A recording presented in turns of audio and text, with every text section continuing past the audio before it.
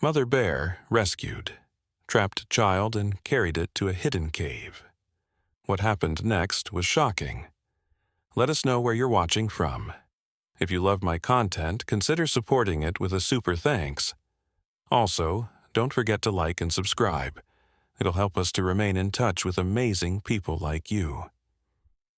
The morning mist hung thick between the towering pine trees as 7-year-old Riley Matthews stepped carefully along the narrow forest path. Her small fingers clutched a wooden basket, half filled with wild berries her grandmother had sent her to collect. The air smelled of damp earth and pine needles, and somewhere in the distance a woodpecker hammered against an old oak tree. Riley had been walking for nearly an hour, moving deeper into the woods than she had ever gone before. The berry bushes near her grandmother's cabin had been picked clean by other children from the village, so she had decided to venture further, hoping to find the sweet blackberries that grew in the shadowy parts of the forest. She paused and looked around, suddenly realizing she couldn't hear the familiar sounds of the village anymore. No church bells, no children playing, no horses pulling carts along the dirt roads, only the whisper of wind through the branches and the soft crunch of leaves beneath her feet. Just a little further, she whispered to herself, remembering how proud her grandmother would be if she returned with a full basket. The old woman had been feeling weak lately, and Riley wanted to make her favorite berry pie to cheer her up. As she pushed through a cluster of low-hanging branches, Riley's foot caught on a hidden root. She stumbled forward, her basket flying from her hands, as she tumbled down a steep slope she hadn't seen coming. The world spun around her in a blur of brown earth and green leaves, until she landed hard at the bottom of a narrow ravine. Pain shot through her left ankle as she tried to stand. The rocky walls of the ravine rose high above her on both sides, too steep and smooth for a small child to climb. Her basket lay several feet away, the berries scattered across the damp ground like tiny purple jewels. Riley bit her lip to keep from crying, but tears began to roll down her cheeks anyway. She called out for help, her voice echoing off the stone walls, but only silence answered back. The shadows seemed to grow darker as clouds moved across the sun, and she realized with a sinking heart that no one knew where she had gone. She tried again to climb the ravine wall, her small hands searching for cracks and ledges to grab onto, but each attempt ended with her sliding back down to the bottom. Her ankle throbbed with each movement, and she could see it was starting to swell inside her worn leather shoe. Hours passed, though to Riley it felt like days. The sun moved across the sky above the ravine, creating shifting patterns of light and shadow on the walls around her. She had stopped calling for help, her throat raw and her voice barely a whisper. Instead, she sat huddled against the cold stone, trying to make herself as small as possible. It was then that she heard something that made her blood freeze. A low snuffling sound echoed from somewhere above the ravine, followed by the scratch of claws against rock. Riley pressed herself back against the wall, her heart pounding so hard she could hear it in her ears. A massive shadow fell across the opening of the ravine, and Riley looked up to see the largest bear she had ever imagined. The creature stood at the edge, its dark brown fur rippling in the breeze, its small black eyes scanning the bottom of the ravine where she sat trembling. For a long moment, neither the child nor the bear moved. Riley had heard stories from the village elders about bears that could tear a person apart with one swipe of their powerful claws, and she waited for the creature to lose interest and move on. But instead, the bear lowered its massive head and made a sound that was almost like a whimper. The bear began to pace back and forth along the edge of the ravine, occasionally stopping to look down at Riley with what seemed like concern rather than hunger. This confused her more than anything else, because the stories always said that bears were dangerous and unpredictable, especially the mothers with cubs. As if reading her thoughts, a smaller version of the bear appeared beside the larger one. The cub was about the size of a large dog, with the same dark brown fur and curious black eyes. It stayed close to its mother, occasionally letting out soft squeaking sounds that the mother bear answered with gentle grunts. Riley watched in amazement as the mother bear began to carefully climb down into the ravine. The creature moved with surprising grace despite its enormous size, using cracks in the rock that Riley hadn't even noticed. Each movement was deliberate and careful, as if the bear understood that one wrong step could cause the walls to crumble. When the bear reached the bottom of the ravine, Riley found herself face to face with a creature that was easily 3 times her size. She could smell its wild, musky scent and see the individual hairs in its thick coat. The bear's breathing was deep and steady, creating small puffs of mist in the cool air. But instead of the attack Riley expected, the bear simply sat down a few feet away from her and tilted its head to one side, studying her with those intelligent black eyes. The cub above whined softly, and the mother bear made a reassuring sound back. Riley's fear began to mix with wonder, as she realized this bear wasn't behaving like the monsters from the village stories. There was something almost human about the way it looked at her, as if it understood her situation and was trying to figure out how to help. The bear stood up slowly and moved closer, causing Riley to press herself back against the wall. But when the creature gently nudged her scattered berries with its nose, pushing them closer to her, she understood that this was not an act of aggression, but of kindness. "You're trying to help me," she whispered, her voice cracking with emotion. The bear's ears twitched at the sound of her voice, and it made a low, rumbling sound that seemed almost like purring. As the afternoon light began to fade, Riley realized that her rescue was not going to come from the village. The bear seemed to understand this too, because it stood up and looked meaningfully toward one end of the ravine, where the walls sloped down slightly. The mother bear moved to Riley's side and gently gripped the back of her dress with its teeth, being careful not to hurt her. Riley gasped as she felt herself being lifted, her feet leaving the ground as the powerful creature began to carry her toward the sloped end of the ravine. The sensation was terrifying and wonderful at the same time. She could feel the bear's strength and warmth, and despite everything she had been taught about wild animals, she felt safer than she had all day. The bear's movements were careful and controlled, each step calculated to avoid jarring its precious cargo. As they reached the end of the ravine, the bear set Riley down gently and began to climb out, using the natural slope and some fallen logs to make its way to the top. Once there, it looked back down at Riley and made an encouraging sound, as if telling her to follow.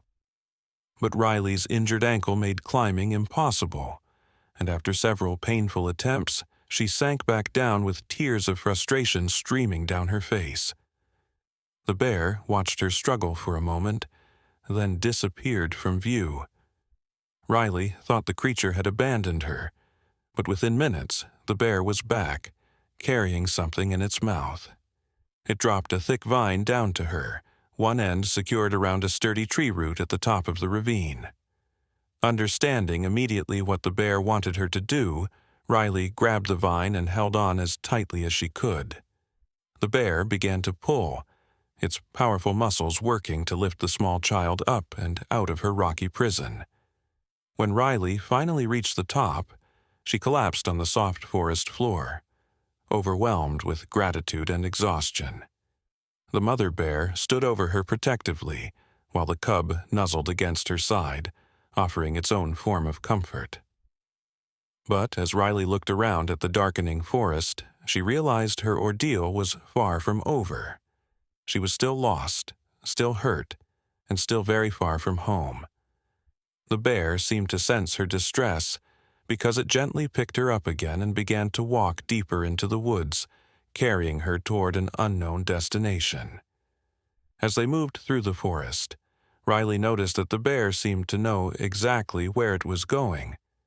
It followed paths that were invisible to human eyes, navigating around obstacles and choosing routes that seemed designed for maximum comfort and safety. The cub trotted alongside them, occasionally running ahead to scout the path before returning to its mother's side. There was a purpose to their movement that made Riley feel they were heading somewhere specific, somewhere the bear considered safe. After what felt like hours of travel, they arrived at what appeared to be a solid wall of rock covered in thick vines and moss. But as the bear approached, Riley could see there was actually a narrow opening hidden behind the vegetation, barely wide enough for the large creature to squeeze through. The bear paused at the entrance and made a series of soft grunting sounds, as if announcing their arrival to whatever lay beyond. Then, with Riley still held gently in its jaws, the bear pushed through the vines and into the darkness beyond.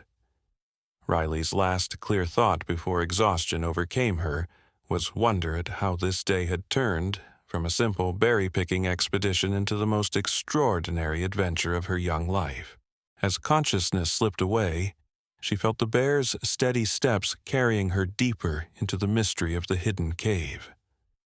When Riley opened her eyes again, she found herself lying on something soft and warm. The first thing she noticed was a strange, flickering light dancing across rough stone walls. She blinked several times, trying to focus her vision, and slowly realized she was inside what appeared to be a vast underground chamber. The air was surprisingly warm and carried the scent of something she couldn't quite identify, earthy and sweet, like flowers mixed with fresh water. As her eyes adjusted to the dim light, she could see that the walls of the cave were covered in strange markings, almost like drawings, though she couldn't make out what they depicted. Riley tried to sit up and immediately felt a gentle pressure against her shoulder, pushing her back down. The mother bear was lying beside her, using her large body as a living cushion and blanket. The cub was curled up against Riley's other side, its soft breathing creating a rhythm that was both comforting and hypnotic. "Where are we?" Riley whispered, her voice barely audible in the vast space. The mother bear lifted her head and made a soft sound, almost like she was trying to answer. Then she stood up carefully, making sure not to disturb Riley too much, and walked toward the source of the flickering light. Riley struggled to her feet, wincing as her injured ankle protested. She followed the bear slowly, using the cave wall for support, and gasped at what she saw ahead of them. The chamber opened into an enormous cavern that seemed to stretch endlessly into the darkness above. But what took Riley's breath away was not the size of the space, but what filled it. Hundreds of small, glowing flowers covered the walls and ceiling, creating a soft, ethereal light that made the entire cavern look like something from a fairy tale. "They're beautiful," Riley breathed, reaching out toward one of the flowers. The mother bear, quickly but gently, nudged her hand away and shook her head, making it clear that the flowers were not to be touched. As they moved deeper into the cavern, Riley began to hear something that made her heart race with both excitement and fear. Voices, human voices, speaking in hushed tones somewhere in the darkness ahead. The mother bear's ears perked up at the sounds, and she positioned herself between Riley and the voices, her body tense and alert. The cub moved closer to Riley, pressing against her legs as if seeking protection. "Hello?" Riley called out, her voice echoing off the cavern walls. "Is someone there?" The voices stopped immediately, followed by a long silence that seemed to stretch forever. Then, slowly, footsteps began approaching from the shadows ahead. The first person to emerge into the flower light was an elderly woman with long silver hair braided down her back. She wore clothes that looked like they had been sewn from animal skins, and her face was weathered and kind. Behind her came a man who appeared to be about the same age, followed by 3 younger people who looked to be in their 20s. Riley stared at them in amazement. These people didn't look like anyone from her village. Their skin was bronzed from sun and weather, and they moved with a quiet grace that reminded Riley of the way the mother bear had navigated through the forest. "Child," the elderly woman said, her voice gentle but filled with surprise. "How did you come to be here, and with the Great Mother, no less?" Riley looked confused. "Great Mother?" The woman gestured toward the mother bear, who had relaxed slightly but remained watchful. "She who protects the sacred cave. She who guards the ancient flowers. We have lived here in harmony with her kind for generations, but never has she brought an outsider to this place." One of the younger men stepped forward, his eyes wide with wonder. "The old stories speak of this," he said quietly. "When the Great Mother chooses to save a child, it means something important is about to happen." Riley felt overwhelmed by the strange turn her day had taken. "I don't understand," she said, her voice shaking slightly. "I was just picking berries for my grandmother, and I fell into a hole, and then she found me and brought me here. I just want to go home." The elderly woman's expression softened with compassion, but there was something else in her eyes, a look that suggested Riley's simple story was far from over. "What is your name, child?" the woman asked. "Riley Matthews," she replied. "I live in Millfield Village with my grandmother. She'll be worried sick about me." At the mention of the village name, the group of people exchanged meaningful glances. The elderly man stepped forward and knelt down so he was at Riley's eye level. "Riley," he said carefully, "how long do you think you've been gone from your village?" Riley thought about it. "Since this morning, maybe 10 or 12 hours?" The man's face grew troubled. "Child, the sun has set and risen 3 times since the Great Mother first appeared at the edge of our territory. You've been unconscious for 3 days." Riley's world seemed to tilt sideways. "That's impossible," she whispered. "I just fell asleep for a little while. My grandmother will be so worried. They'll be looking for me." "They were looking for you," the woman said gently. "We heard the search parties in the forest, but the Great Mother kept you hidden, kept you safe, until the time was right for you to wake." The mother bear moved closer to Riley and nuzzled her shoulder, as if offering comfort. The cub did the same, and Riley found herself surrounded by warmth and protection from these unlikely guardians. "But why?" Riley asked, tears beginning to form in her eyes.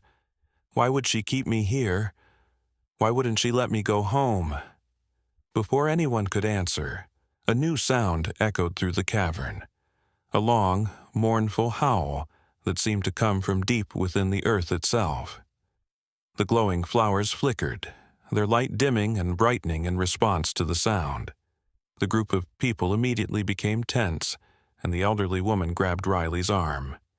"It's starting," she said urgently. "The awakening.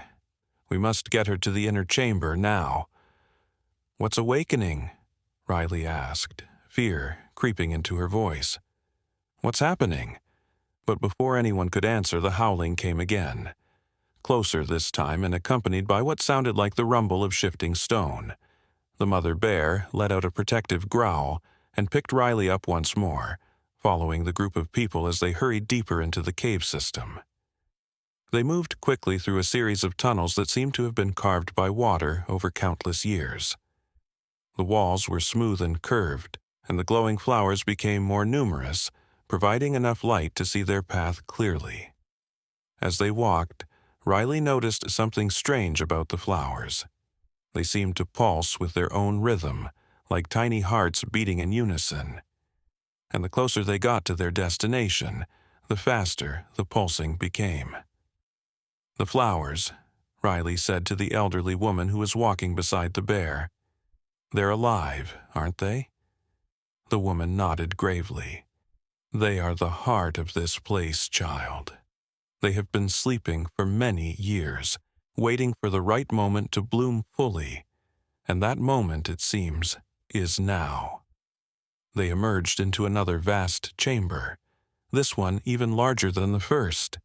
The ceiling disappeared into darkness above them, and the walls were completely covered in the glowing flowers, creating a light so beautiful it took Riley's breath away. But in the center of the chamber was something that made her gasp with wonder and fear. A pool of water so clear it looked like liquid crystal, perfectly still, and reflecting the flower light like a mirror. And from somewhere deep beneath the water came a soft, rhythmic pulsing that seemed to match the beating of Riley's own heart. "The heart pool," the elderly man said reverently, "the source of all life in these mountains." As they approached the pool, Riley could see that the water was not just clear, it was luminous, glowing with the same gentle light as the flowers. Fish swam in its depths, but these were unlike any fish she had ever seen. They seemed to be made of light themselves, their bodies translucent and shimmering. The mother bear gently set Riley down at the edge of the pool, then backed away slightly, as if showing respect for this sacred place. The cub remained close to Riley, but even the young animal seemed to understand the importance of what was happening. "Why did she bring me here?" Riley asked, her voice filled with awe and confusion. The elderly woman knelt beside her and placed a gentle hand on her shoulder. "Because, child, you are the one the ancient prophecies spoke of, the one who would come from beyond our world to witness the Great Awakening and help us understand what it means." "But I'm just a little girl," Riley protested.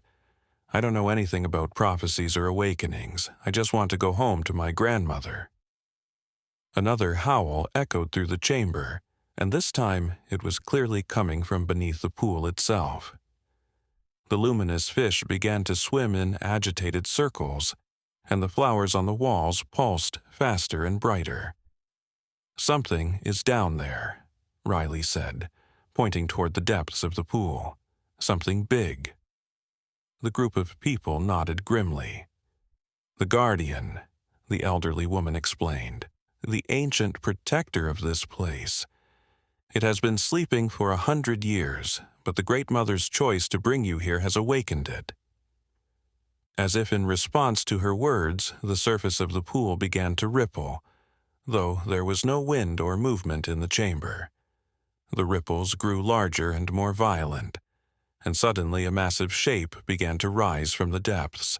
Riley stumbled backward in shock as an enormous head broke the surface of the water.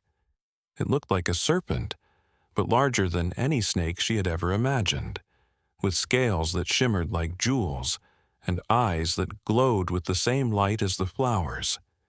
The creature raised its head high above the pool, water cascading from its massive form, and fixed its ancient gaze directly on Riley. She felt frozen in place, unable to move or even breathe, as those glowing eyes seemed to look directly into her soul. But then something extraordinary happened. The creature's expression softened, and it lowered its great head until it was level with Riley's. When it spoke, its voice was like the sound of wind through crystal caves, beautiful and otherworldly. "Young one," the guardian said, its words echoing in Riley's mind rather than her ears. "You have been chosen not by chance, but by destiny. The Great Mother saw in you a pure heart, one capable of bridging the gap between our world and yours." Riley found her voice at last. "I don't understand. What do you mean?" The guardian's eyes seemed to smile, though its serpentine features couldn't change expression. "Your village, child, sits on the border between two worlds, the world of humans and our world of ancient magic. For generations, the barrier between these worlds has grown stronger, and we have lived in hiding. But now, that barrier is weakening, and soon our worlds will touch again." The implications of what the guardian was saying began to sink in, and Riley felt a mixture of excitement and terror. "You mean there are more places like this? More magical creatures?" "Many more," the guardian confirmed. and your people will need to learn to live alongside us once again, as they did in the ancient times. You, Riley Matthews, have been chosen to be the first ambassador between our worlds." The mother bear moved closer and gently nuzzled Riley's back, as if encouraging her. The cub made soft sounds of agreement, and Riley realized that these creatures had understood the guardian's words as clearly as she had. "But I'm just 7 years old," Riley said, her voice small and uncertain. "How can I be an ambassador? I don't even know what that means." "Age is not important for this task," the guardian replied kindly. "What matters is the purity of your heart and your natural ability to see beyond the surface of things. You accepted the Great Mother's help without fear, despite everything you had been taught about wild animals. You showed trust when others would have shown only terror." The elderly woman stepped forward and bowed deeply to the guardian. "Ancient One, what would you have us do? How can we help the child fulfill her destiny?" The guardian turned its attention to the woman, and Riley could see the deep respect and affection in its glowing eyes. "Wise Sarah, you and your people have served as keepers of this place for many generations. Now you must serve as teachers, helping young Riley understand the ways of both worlds." Riley looked around at the group of people with new understanding. "You're not from my village, are you? You're from somewhere else entirely." Sarah nodded. "We are the descendants of those who chose to live between the worlds, child. Our ancestors were the last to remember the old ways, when humans and magical creatures lived in harmony. We have waited here for generations, keeping the ancient knowledge alive, preparing for the day when the worlds would begin to merge again." The guardian lifted its great head and looked toward the chamber's entrance. "That day is closer than any of us expected. Even now, the barrier weakens with each passing hour. Soon, creatures like the Great Mother will no longer be able to hide from human eyes. Soon, your people will begin to see things they thought existed only in fairy tales." A new fear crept into Riley's heart. What if they're scared? What if they try to hurt the magical creatures? "That is exactly why you are needed," the guardian said gently. "You will help them understand that we are not monsters to be feared, but neighbors to be welcomed. You will show them that cooperation is possible, just as you and the Great Mother have shown here today." The mother bear made a soft sound and moved to stand beside Riley, placing her massive paw gently on the child's shoulder. The gesture was so tender and protective that it brought tears to Riley's eyes. "She really does care about me, doesn't she?" Riley whispered. "More than you know," Sarah replied. "The Great Mother has never chosen to save a human before. Her decision to rescue you was not just kindness, it was recognition of something special within you, something that even you don't fully understand yet." The guardian began to sink back toward the pool, but its voice continued to resonate in the chamber. "Riley Matthews, your journey has only just begun. You will spend time here, learning from Sarah and her people, understanding the ways of magic and the creatures who wield it, and when you are ready, you will return to your village with knowledge that will change everything." "But what about my grandmother?" Riley asked urgently as the guardian's form began to disappear beneath the surface. "She'll think I'm dead. She'll be heartbroken." The guardian's voice became fainter but remained clearly audible. "Time moves differently in our world than in yours, young ambassador. What seems like days here may be only hours in your village. Trust in the magic and trust in your destiny. All will be as it should be." With those words, the guardian vanished completely beneath the surface of the pool, leaving only gentle ripples to mark where it had been. The chamber fell silent except for the soft sound of water lapping against the edges of the pool and the quiet breathing of Riley's companions. Riley stood in the flower light, surrounded by the mother bear, her cub, and the mysterious people who seemed to know so much about her destiny. She felt overwhelmed by everything she had learned, but also strangely excited about the adventure that lay ahead. "What happens now?" she asked Sarah, her voice echoing slightly in the vast chamber. Sarah smiled warmly and placed a gentle hand on Riley's head. "Now, dear child, you begin to learn. You will discover things about yourself and about the world that you never imagined possible. And when the time comes, you will help bring two worlds together in peace and understanding." The mother bear made a soft rumbling sound and began to walk toward one of the tunnel entrances, looking back at Riley as if inviting her to follow. The cub trotted along beside its mother, occasionally glancing back to make sure Riley was coming too. "Where are they taking me?" Riley asked. "To your new home," Sarah replied, "at least for now. The Great Mother has prepared a special place for you, where you can rest and heal while you learn what you need to know." As they followed the bears through the tunnel, Riley couldn't help but think about how much her life had changed in just a few hours. This morning, she had been an ordinary little girl picking berries for her grandmother. Now, she was apparently the chosen ambassador between two worlds, being led through a magical cave by a mother bear who had saved her life.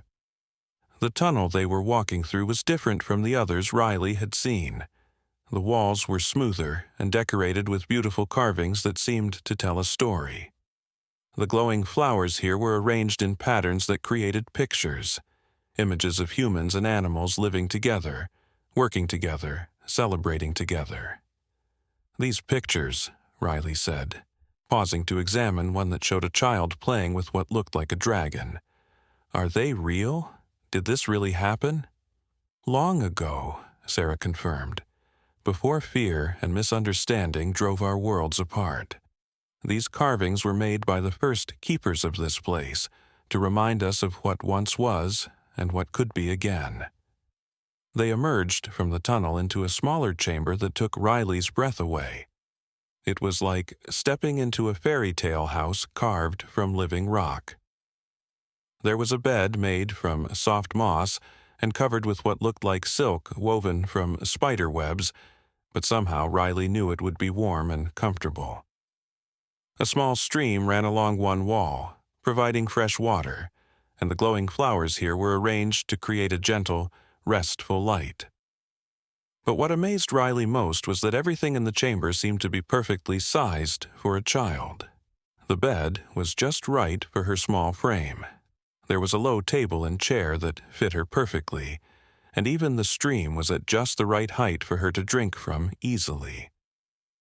"Did you make this for me?" she asked in wonder. Sarah shook her head. "The Great Mother prepared this place while you slept. She somehow knew exactly what you would need." The mother bear entered the chamber and went directly to the bed, using her paws to fluff the moss bedding. Then she looked at Riley and made a gentle sound that clearly meant it was time to rest. Riley was surprised to realize how tired she felt.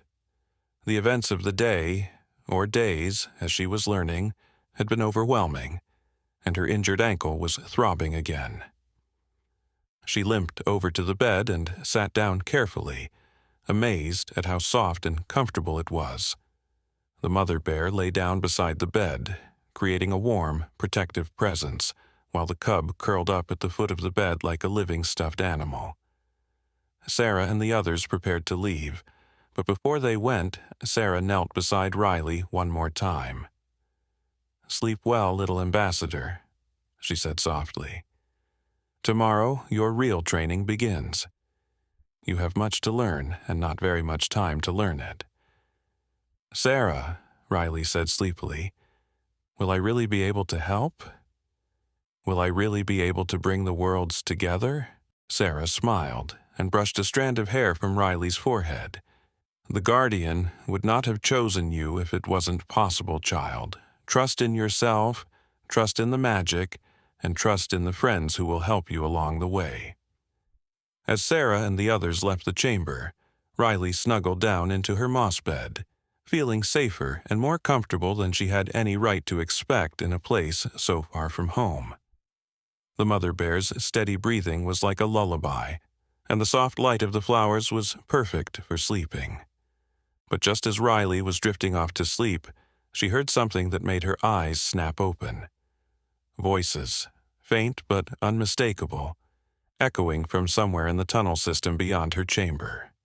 Human voices, calling her name, getting closer with each passing moment. The rescue party from her village had finally found the cave. The mother bear immediately stood up, her ears alert and her body tense. The cub whimpered softly and pressed closer to Riley's bed. From the main chamber, Riley could hear Sarah and her people speaking in urgent whispers, their voices filled with concern. "Riley! Riley Matthews!" The voices were clearer now, and Riley recognized them. There was Thomas Burton, the village blacksmith, and Mary Chen, who ran the general store. But the voice that made her heart ache with both joy and worry was the one she knew best of all. "Riley, sweetheart, please answer if you can hear us." It was her grandmother's voice, weaker than usual but filled with desperate hope. Riley started to sit up, ready to call out to them, but the mother bear gently pushed her back down with one massive paw. The bear's eyes met Riley's, and in them she saw something that surprised her. Fear. Not fear for herself, but fear for what would happen when the two worlds collided so suddenly. Sarah appeared in the entrance to Riley's chamber, her face grave with worry. "Child, you must understand what is about to happen. Your people have found this place, but they are not prepared for what they will see. If they react with fear or violence, they won't hurt anyone," Riley said quickly. "These are good people. My grandmother would never hurt anything. Good people can do terrible things when they are afraid," Sarah replied sadly. "And they will be very afraid when they see the Great Mother, or any of us who have chosen to live between the worlds." The voices were getting much closer now, and Riley could hear the scrape of boots on stone as the search party made their way through the tunnel system. There were at least 6 or 7 people, maybe more, and their voices echoed off the cave walls in a way that sounded almost threatening. "We have to do something," Riley said, her mind racing. "I have to talk to them, help them understand." The mother bear made a low sound that clearly meant no, and she positioned herself more firmly between Riley and the chamber entrance. But Riley could see the conflict in the bear's eyes. She wanted to protect Riley, but she also understood that this moment had always been inevitable. "Great Mother," Sarah said softly, addressing the bear directly. "Perhaps it is time." The Guardian said that the barriers between worlds were weakening. Perhaps this is how it begins. The sound of footsteps was very close now, accompanied by the flickering light of torches. Riley could hear her grandmother's labored breathing, and realized the elderly woman must have pushed herself to her limits to make this journey into the dangerous cave system. "They brought torches into a cave full of magical flowers," Sarah said with sudden alarm. "If those flames get near the bloom chambers—" She didn't need to finish the sentence. Riley understood immediately that fire and the delicate magical ecosystem of the cave would not mix well. The thought of those beautiful living flowers being destroyed by accident made her feel sick with worry. "I have to go to them," Riley said firmly, struggling to her feet despite her injured ankle. "I have to stop them before they cause damage they don't understand." The mother bear looked at her for a long moment, then slowly stepped aside. But instead of letting Riley go alone, the great creature gently picked her up once more and began walking toward the main chamber.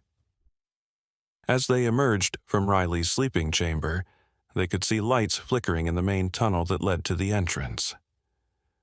The rescue party was very close now, and their voices carried clearly through the stone corridors. "This place gives me the creeps," one voice said. "What kind of cave glows like this?" "Those aren't normal flowers," another voice replied nervously. "Maybe we should go back and get the priest."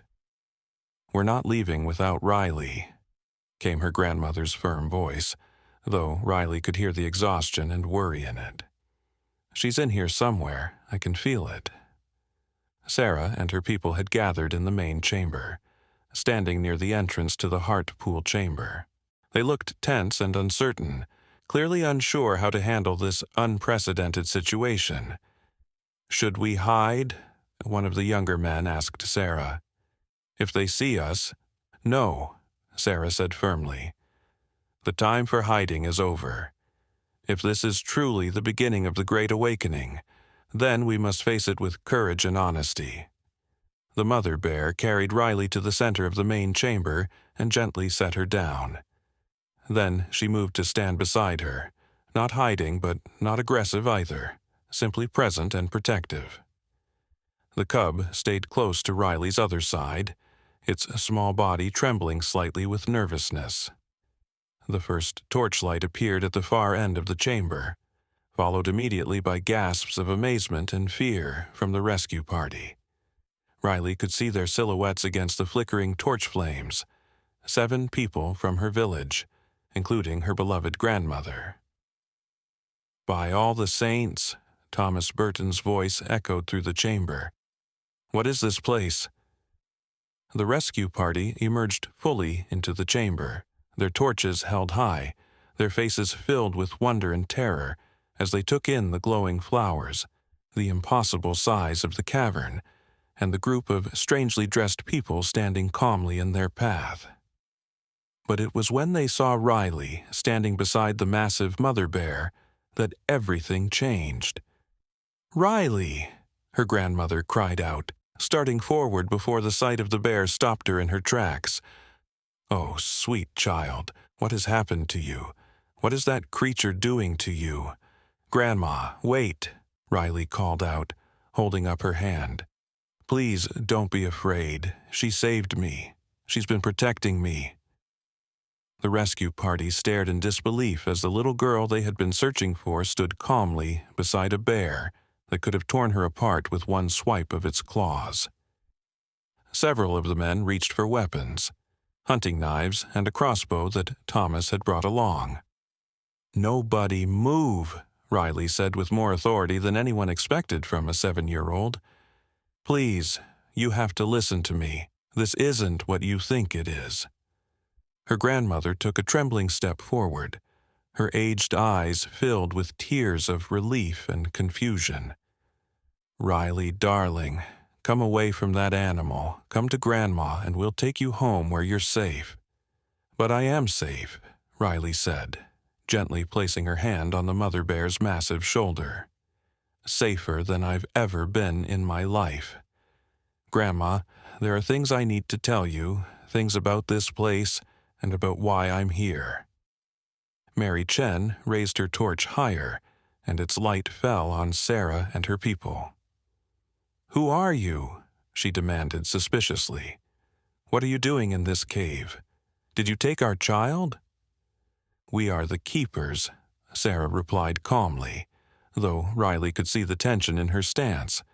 "We have lived in these mountains for generations, protecting the sacred places and waiting for the time of awakening." "Keepers of what?" Thomas demanded, his hand still resting on his knife handle. "And what have you done to Riley?" "She looks different." Riley realized with surprise that Thomas was right. She did feel different, though she couldn't quite put her finger on how. There was a clarity to her thoughts that hadn't been there before, and she could see and hear things more clearly than she ever had. Even in the flickering torchlight, she could make out details on the cave walls that should have been invisible. "The magic has touched her," Sarah said quietly. "She has been chosen by forces greater than any of us to serve as a bridge between our worlds." "Magic?" Riley's grandmother laughed shakily. "There's no such thing as magic." Riley, these people have filled your head with nonsense. Come away from them right now." But before Riley could respond, something happened that changed everything. One of the younger members of the rescue party, a boy named Peter, who was only 16 and had always been nervous and jumpy, stepped backward in fear and accidentally knocked his torch against one of the glowing flowers on the cave wall. The flower immediately began to wither and blacken where the flame had touched it, and a sound unlike anything Riley had ever heard echoed through the chamber. It was like a scream of pain, but not from any human throat. The sound seemed to come from the cave itself, from the very stones and air around them. All of the flowers in the chamber began to pulse frantically, their light fluctuating wildly, and cracks appeared in the cave walls where the burned flower had been. The mother bear let out a roar of distress and moved protectively over Riley, while Sarah and her people cried out in alarm. "You don't understand," Sarah shouted over the noise. "The flowers are alive. They're connected to everything in this place. When you hurt one, you hurt them all." The rescue party looked around in growing panic as more cracks appeared in the walls and ceiling. Dust and small stones began to fall, and the sound of the cave's pain grew louder and more desperate. Riley felt the mother bear tense above her and realized with horror that the great creature was preparing to evacuate everyone from the chamber. But if they left now, if the villagers went back to the surface with only fear and confusion to remember this place by, everything would be ruined. The chance for understanding and cooperation between the worlds would be lost forever. "Stop!" Riley shouted, her voice somehow carrying clearly over all the noise and chaos. "Everyone just stop and listen to me." To her amazement, everyone did stop. The rescue party froze in place. The keepers stopped their urgent consultations, and even the mother bear looked down at her with surprise. The cave itself seemed to quiet slightly, as if it too was listening to what she had to say. "The flower will heal," Riley said with confidence she didn't know she possessed. "But only if we all work together. Grandma, I know this is scary and strange, but I need you to trust me. Please." Her grandmother looked at her granddaughter standing calmly beneath a massive bear, speaking with authority about magical flowers and healing caves, and slowly nodded. "I trust you, sweetheart, but I don't understand any of this." "Then let me show you," Riley said. She gently moved out from under the mother bear's protection and walked toward the damaged flower, her injured ankle barely bothering her now. "Sarah, how do we heal it?" Sarah looked surprised by the question. "Child, the healing of the sacred flowers requires knowledge and training that takes years to master. You cannot simply—" But Riley wasn't listening to the limitations being placed on her. Instead, she reached up toward the blackened, dying flower and gently touched it with her fingertip. The moment her skin made contact with the damaged petals, she felt a surge of energy unlike anything she had ever experienced. The flower began to glow brighter, its blackened edges slowly returning to their original luminous color. The cracks in the walls started to seal themselves, and the sound of pain that had filled the chamber gradually faded to a gentle humming that seemed almost like singing. Everyone in the chamber stared in amazement as Riley, a 7-year-old girl from a small village, accomplished something that should have been impossible. The mother bear made a sound that was almost like purring, and her cub rubbed against Riley's legs as if congratulating her. "How did you do that?" Sarah asked in wonderment. The healing touch is the rarest of all gifts, possessed by perhaps one person in 1,000 generations. Riley looked at her hand in amazement. She could still feel energy flowing through her fingertips, warm and alive and somehow familiar. "I don't know. I just knew I could do it." Her grandmother stepped forward cautiously, her eyes wide with wonder and fear. "Riley, what has happened to you in this place? You're not the same little girl who left to pick berries 3 days ago." "I'm still me, Grandma," Riley said gently. "But I'm also something more now. I'm supposed to help people understand that magic isn't something to be afraid of. It's something beautiful that can make the world better if we learn to work with it." Thomas Burton lowered his knife completely and stared at the healed flower. "It's true, then. Magic is real." "It has always been real," Sarah said quietly. "Your people simply forgot how to see it. But now, the barriers between our worlds are weakening, and soon everyone will see what has always been there."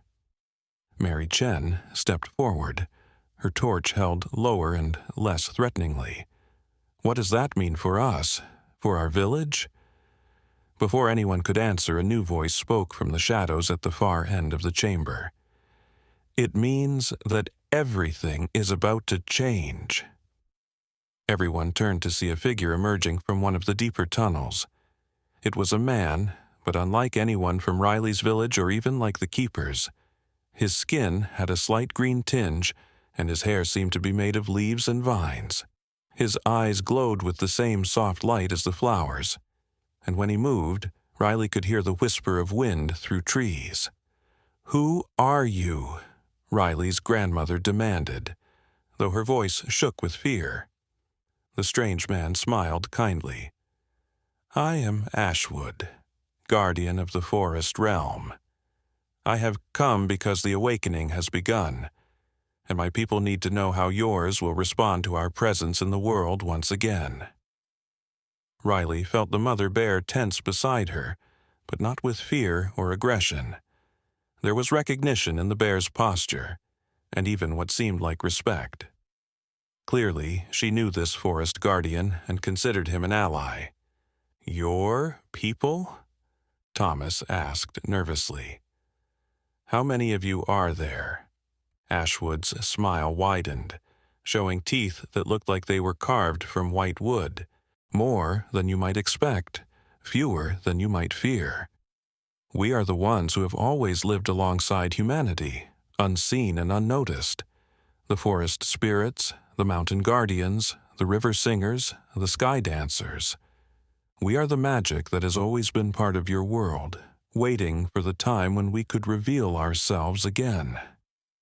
Riley felt a thrill of excitement mixed with apprehension. The scope of what was happening was so much larger than she had imagined. It wasn't just about one cave or one bear or even one little girl. It was about two entire worlds learning to exist together. "And what do you want from us?" Mary Chen asked, her voice still suspicious but less hostile than before. "The same thing you want," Ashwood replied. "To live in peace, to protect our families, to make our corner of the world as good as it can be. The question is whether that will be possible." Riley's grandmother found her voice again. "And if it's not possible? If our people can't accept your people?" Ashwood's expression grew sad. "Then both our worlds will suffer.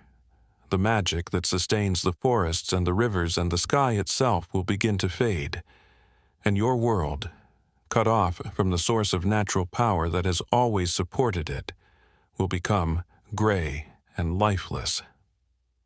The weight of responsibility that Riley had been feeling suddenly seemed enormous.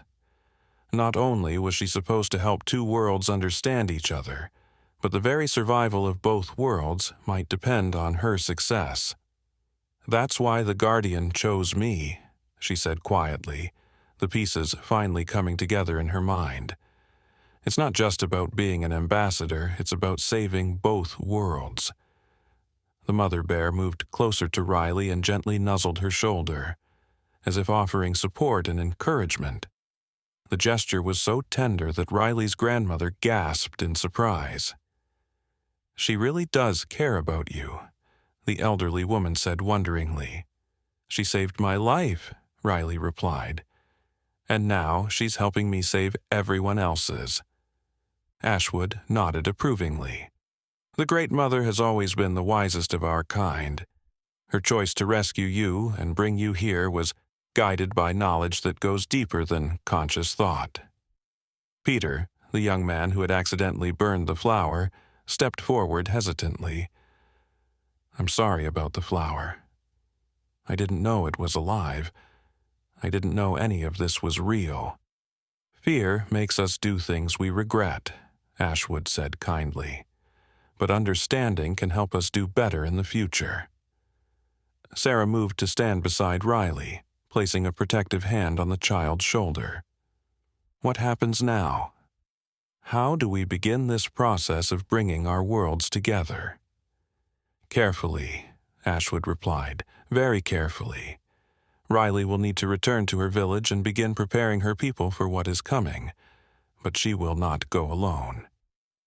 "What do you mean?" Riley's grandmother asked. Ashwood gestured toward the mother bear. "The Great Mother has bonded with your granddaughter. Where one goes, the other will follow.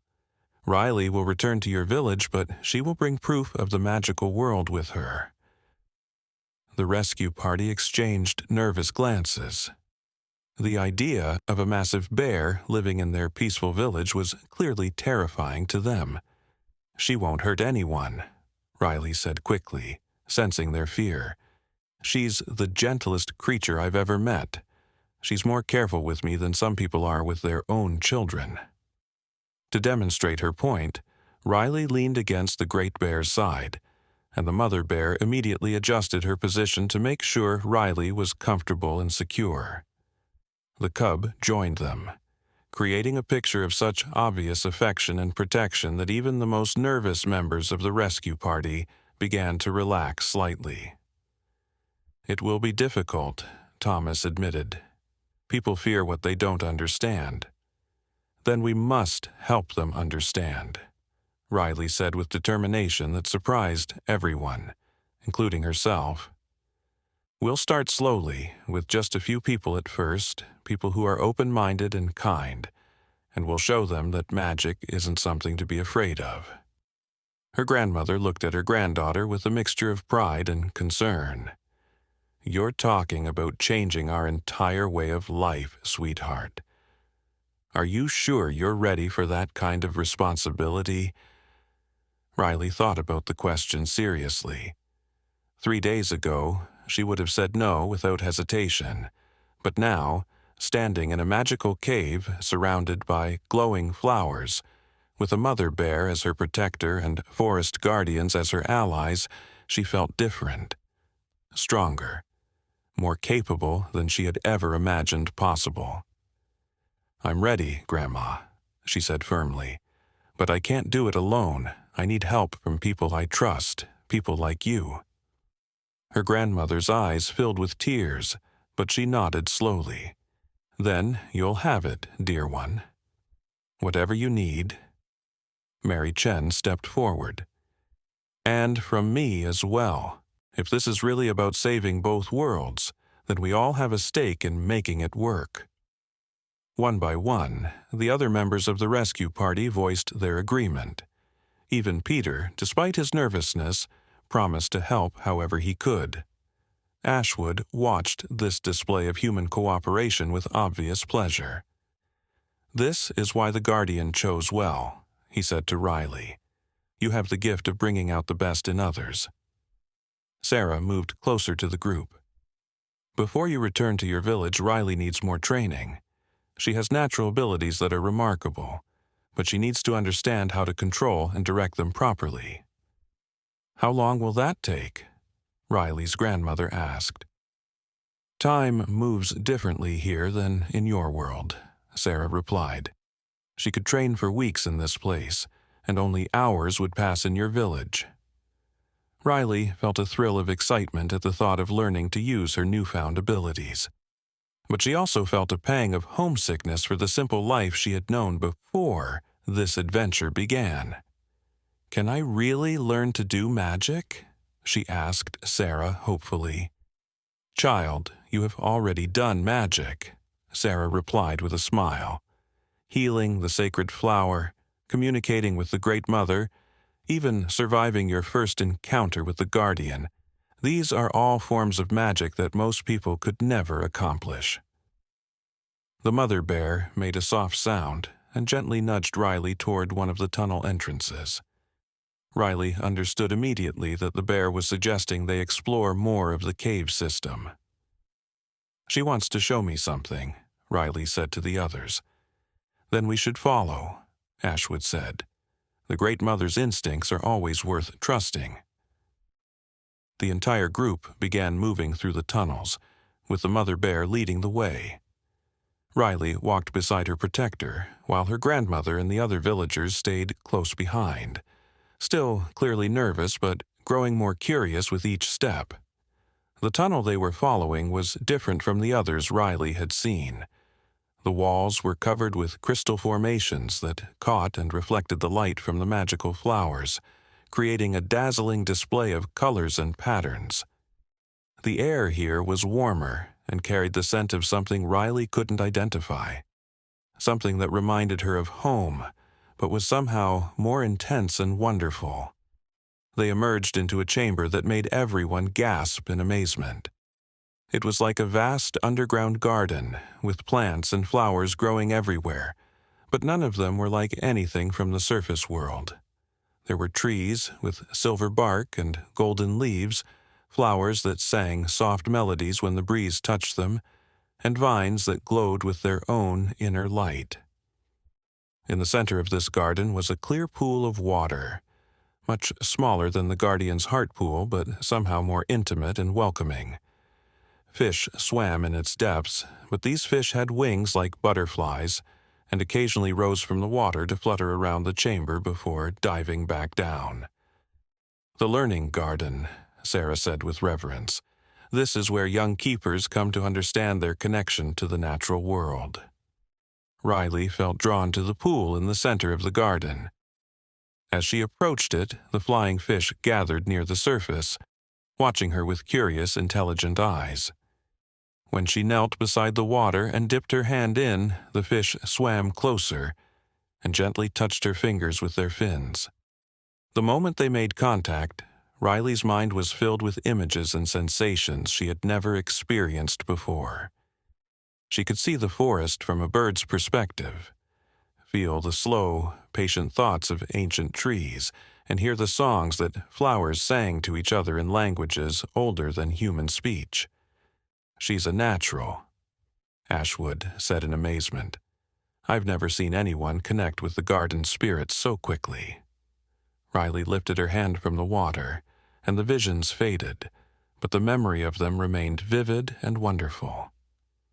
"They were showing me how everything is connected," she said in wonder. "Every plant, every animal, every drop of water, they're all part of one big living thing." Her grandmother knelt beside her, looking into the magical pool with wonder. "Is this what you've been learning, sweetheart? How to see the world differently?" "It's more than seeing," Riley replied. "It's feeling. It's knowing that I'm part of something much bigger and more beautiful than I ever imagined." The mother bear waded into the shallow end of the pool, and immediately the flying fish surrounded her, playfully swimming between her legs and occasionally leaping out of the water to touch her fur with their fins. The bear made soft, contented sounds, clearly enjoying the interaction. "They're friends," Riley said with delight. "All the magical creatures here are friends with each other." "That is how it should be everywhere," Ashwood said sadly. "But fear and misunderstanding have made such friendships rare in the outer world." Thomas Burton approached the edge of the pool cautiously. Could I try what Riley did? Could I touch the water?" Riley looked at Sarah, who nodded encouragingly. "Anyone can make the connection if their heart is open to it." Thomas knelt beside the pool and slowly extended his hand toward the water. The flying fish approached him more cautiously than they had Riley, but when his fingers touched the surface, several of them swam over to investigate. The blacksmith's eyes widened as the visions began, and tears started rolling down his cheeks. "I can feel them," he whispered. all the trees in the forest around our village. They're not just wood and leaves. They're alive. They're thinking. They're happy. One by one, the other members of the rescue party tried the experience. Some, like Mary Chen, were able to make a strong connection immediately. Others found the sensation overwhelming and could only touch the water briefly. But all of them came away changed, with a new understanding of the living world around them. Riley's grandmother was the last to try. She approached the pool slowly, her aged hands shaking slightly as she knelt beside the water. "I'm scared," she admitted quietly. "What if I'm too old to understand? What if my heart isn't open enough?" Riley took her grandmother's hand gently. "You have the most open heart of anyone I know, Grandma. You raised me with love and kindness. You'll be fine." Together, they placed their hands in the magical pool. The flying fish approached immediately, drawn to the connection between grandmother and granddaughter. When they touched both hands simultaneously, the visions that filled their minds were more intense and beautiful than anything either of them had experienced. They saw the village as it really was, not just a collection of buildings and people, but a living community surrounded by a forest full of conscious, caring beings. They felt the love and protection that the magical creatures had always provided, unseen and unacknowledged. And they saw glimpses of what the future could hold if the two worlds learned to work together. When they lifted their hands from the water, both grandmother and granddaughter were crying tears of joy and wonder. "We have so much work to do," Riley's grandmother said softly. "So many people to help understand." "But we can do it," Riley replied with confidence. "We have help from friends we never knew we had." As if in response to her words, more creatures began to appear in the garden chamber. Small, glowing sprites emerged from between the flower petals, their tiny voices creating harmonies that sounded like distant wind chimes. Rabbit-like creatures with fur that changed color like autumn leaves hopped out from behind the crystal formations. Even the stones themselves seemed to pulse with gentle life. The rescue party stood in amazement as they found themselves surrounded by dozens of magical beings, all peaceful, all curious, all welcoming. "This is what we've been missing," Mary Chen said in wonder. "All these years, we've been living right next to paradise and never knew it."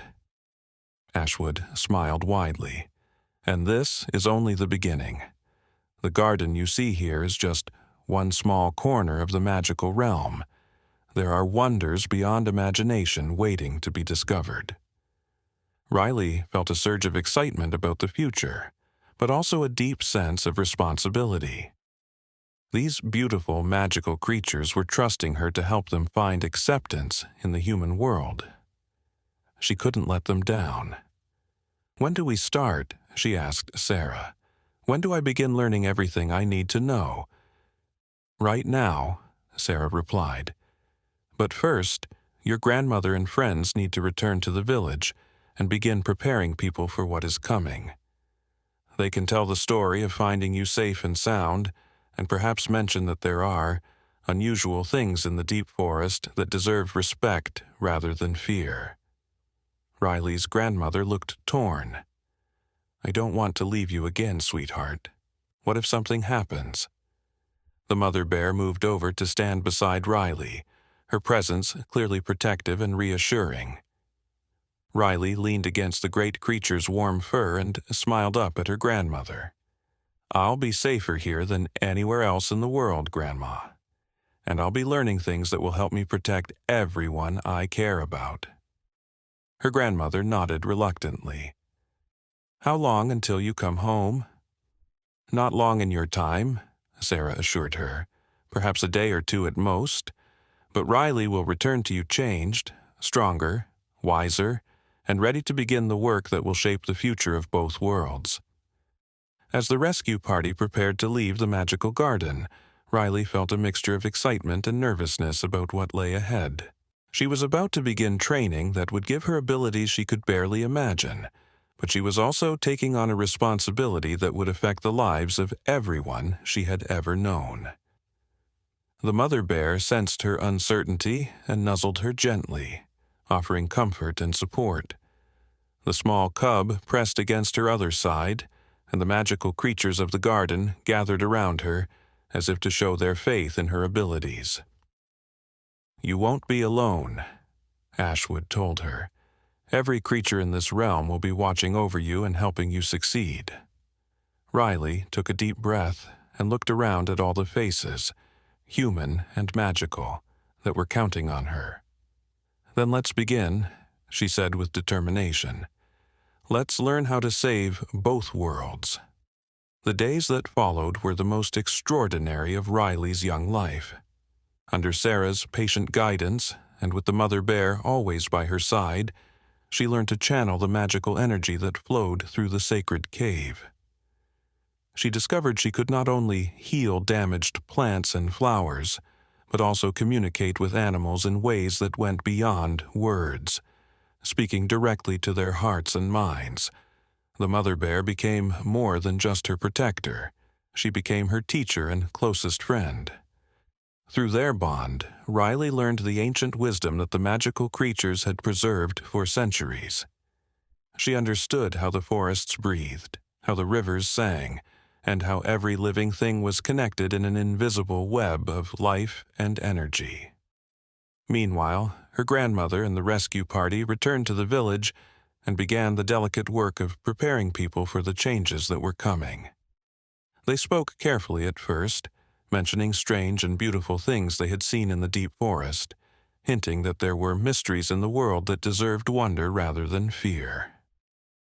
When Riley finally emerged from the cave 3 weeks later, walking beside the mother bear with the cub trotting happily at her side, the entire village gathered to witness something that would become legend.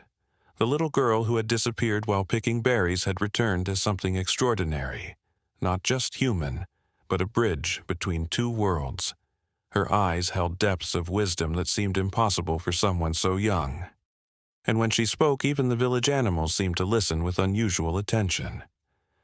"I know this is frightening," Riley addressed the crowd that had gathered in the village square, the mother bear sitting calmly beside her like a faithful guardian. "But magic isn't our enemy. It's been protecting us all along, keeping our forests healthy, our rivers clean, and our harvests abundant.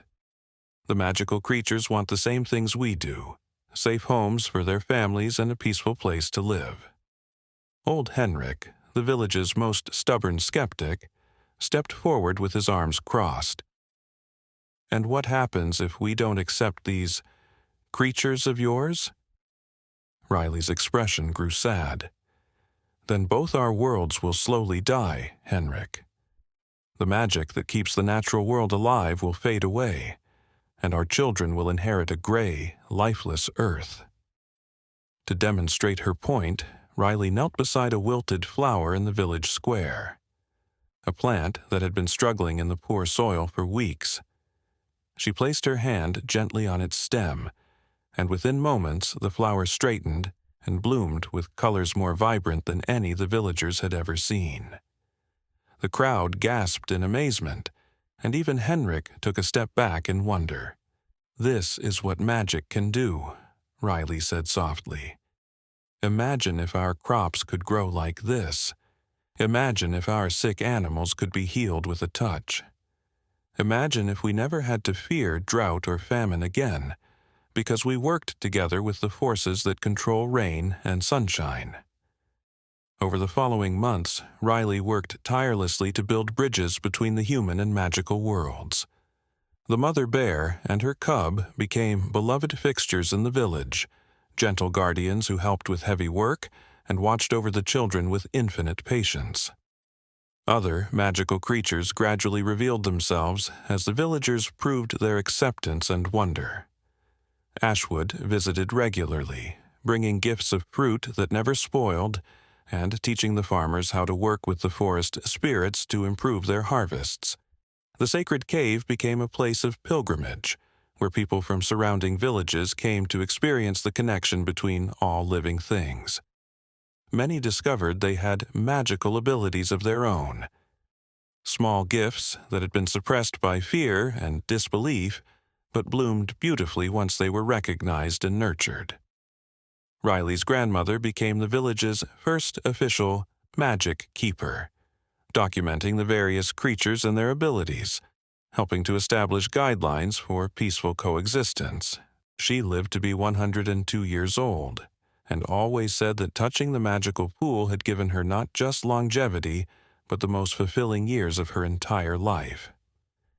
The mother bear remained Riley's closest companion throughout her childhood and beyond. When Riley grew up and became the region's first ambassador of the magical realm, the great creature was always by her side during important negotiations and ceremonies. The cub, now grown into a magnificent bear himself, became the protector of Riley's own children when she started a family. Years later, when historians wrote about the Great Awakening, the time when magic returned openly to the world, they always began their accounts with the story of a little girl who got lost while picking berries and was saved by a mother bear, who saw in her the future of both worlds. But Riley herself always insisted that she hadn't saved anyone. "The mother bear saved me," she would tell people with a smile, scratching the gray fur around her old friend's ears. Everything else was just the two of us working together to help everyone else see what was always there: the magic of kindness, the power of trust, and the beautiful truth that we all belong to each other. The sacred cave still glows with its magical flowers, now protected and tended by keepers from both the human and magical realms. Visitors often report seeing a spirit there, a young girl walking hand in hand with the ghost of a great bear, both of them glowing with the same gentle light as the flowers, forever watching over the place where two worlds learn to become one. And sometimes, just sometimes, children who are brave enough to venture deep into the forest report meeting a kindly bear who helps them when they're lost or frightened, carrying them to safety with infinite gentleness and care. These encounters are always brief, always magical, and always leave the children with a deep understanding that they are part of something much larger and more wonderful than they ever imagined. The legacy of Riley Matthews and the Mother Bear lives on, a reminder that the most extraordinary magic of all is the courage to trust in love over fear, to choose understanding over prejudice, and to believe that even the smallest person can change the world when they open their heart to the impossible. In the end, that little girl who just wanted to pick berries for her grandmother's pie became the bridge that connected two worlds, proving that sometimes the most important journeys begin with a single step into the unknown, guided by the gentle wisdom of an unexpected friend who sees the magic in us before we even know it, exists ourselves.